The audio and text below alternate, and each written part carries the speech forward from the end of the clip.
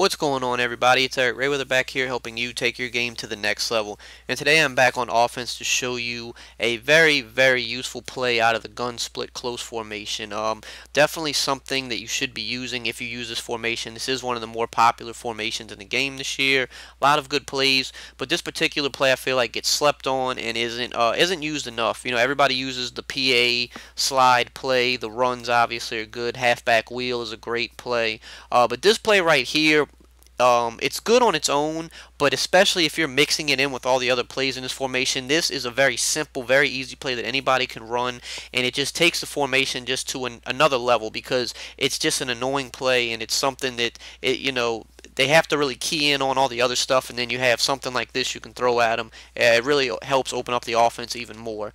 Now, I'm in the Steelers playbook right now, and the play is called the close corner.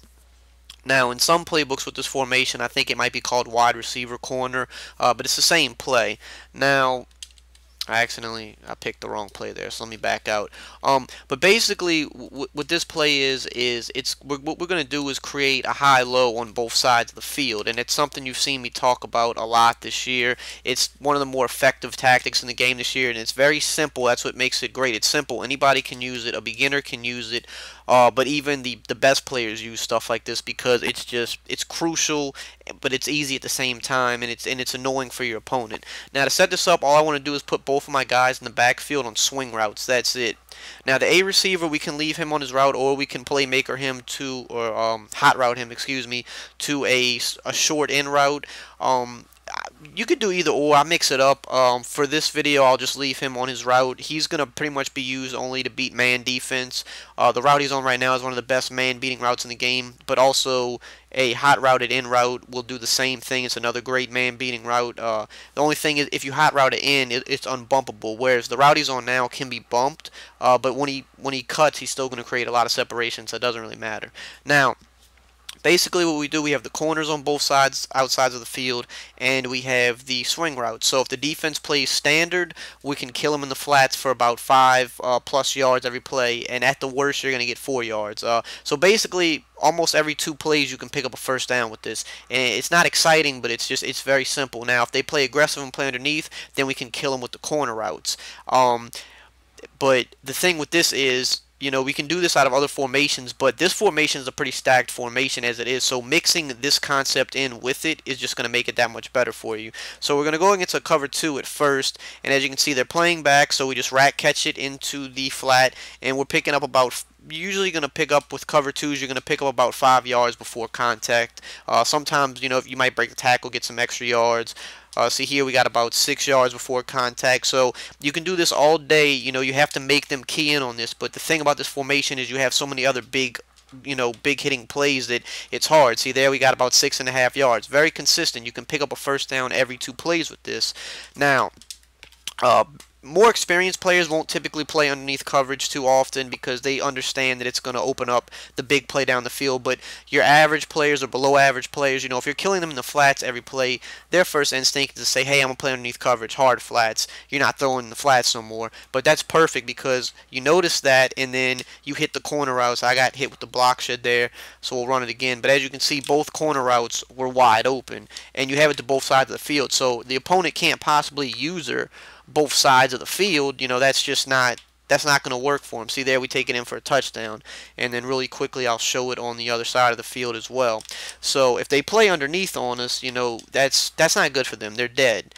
Like I said, they can't use her both sides of the field. So pick your poison. Now, if we go against a cover 3, it's going to literally be the same thing. If they're playing regular, we're going to kill them in the flats. If they're playing underneath, we hit them with the corner routes. It's very simple, as you can see there. With a cover 3, you're going to get more yards with this in the flats because there's no light blue zones on the field. So with a cover 2, you can expect, in the 4 to 6 yard range pretty consistently. Against a cover 3, you can expect more of maybe the 6 to 7, 6 to 8 yard range with this, which is going to be really good for you because you see it takes them a while to get down there because they're not directly in the flat. So again, not exciting, but when you add this in with all the other plays that you have, you're giving them one more thing to worry about. You can literally, this could be your base play because it's simple. It's the simplest play. So this mixed with the runs can kind of be your base out of the formation. And then when you want to hit them with bigger plays, you can pull out plays like halfback wheel or the PA slide plays, the ones that give you the really big yardage with the post routes and stuff like that.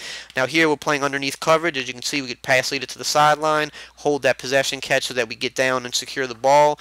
Easy money every time. We're going to do it again. We're playing a cover 3 with hard flats. Now we're on the right side of the field. Pass lead it to the sideline. Hold that A button. You're going to get down, get in front of the cornerback. You're good to go. Now, if they play man defense, man press, it's gonna change a little bit now if they play man press. But if you see all the cornerbacks pressed up over the receivers like this, you can safely assume it's usually going to be man press. And then right off the bat, you're going to be able to tell that it's man. Now the corner out to the right side of the field is unbumpable. The one that Deshaun Jackson's on. The one that Mike Evans is on, he's on the line of scrimmage, so he's going to get bumped, so we're not going to worry about him. Deshaun Jackson, we can hit him. As soon as he cuts, we're just going to bullet pass it. We're just going to hold down B. We're not even going to pass lead it, and you're going to see. Unbumpable. As soon as he cuts, we hold B, and he's going to get that little animation. Now, we can pass lead it, too. There's really not necessarily anything wrong with pass leading it. I just feel like he gets a little bit better of an animation when you just do a regular bullet, but we can do the same thing right there. It actually, I don't know, actually after just running it again, I think it might be a little bit better with the pass lead, because you actually have a chance, especially if you have a fast receiver, you have a chance to do what we just did, which is get that extra yards after the catch. So as you can see, yeah, I would definitely pass lead it right and then right catch it. Now that's money all the time. Anytime you have a corner route that can't be bumped, it's going to destroy man. Now again, against man, we'll have the A route. This is one of those speed in routes. Now he's going to get bumped, but when he goes to release, you can see just absolutely money. And the great thing about this is that both of our man-beating routes are going opposite ways, so you can't use them both. You have to pick one or the other. And most people don't just typically run man this year. You're going to see zone at least 80% of the time for most people you play, so you don't really have to worry too much about man.